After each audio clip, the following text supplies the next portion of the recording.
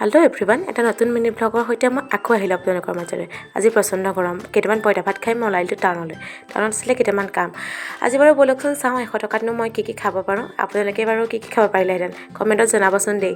মই প্ৰথমেই গ'লোঁ, গৈ পেলাই এটা সৰু ঠাণ্ডা এটা ল'লোঁ। এইটো 100 টকাৰ প্ৰথমটো 10 টকা খৰচ কৰিলোঁ, অকণমান খাই ল'লোঁ। দেহাটো অকণমান হাত পৰিছে দেই, আজি যিহে ৰ'দ মানে ন। তাৰপিছতে মই 10 টকাৰ ফুচকা খালোঁ। ইমানহে জ্বলা দিছিলে নহয়। ফুচকা খোৱাৰ পিছতে মোৰ মন গ'ল কিবা এটা মিঠা খাবলৈ, আৰু ভাবিলোঁ কিনো খাওঁ, তাকে সন্ধানত নামি পৰিলোঁ 100 টকাৰ ভিতৰত আৰু কি খাব পাৰোঁ। এনেও মিঠা অলপ কিবা খাবলৈ মন গৈছিলে, ইয়াতে সোমাই চাহ খাই ল'লোঁ। গৰম হওক বা ঠাণ্ডা, চাহতে মোৰ ঠাণ্ডা। বাহ, কি মিলি গৈছে ন। তাৰপিছতে খোৱা 60 টকীয়া এই ফ্ৰাইড ৰাইচ প্লেটে মোৰ অংকত জংক-পংক লগাই দিলে নহয়।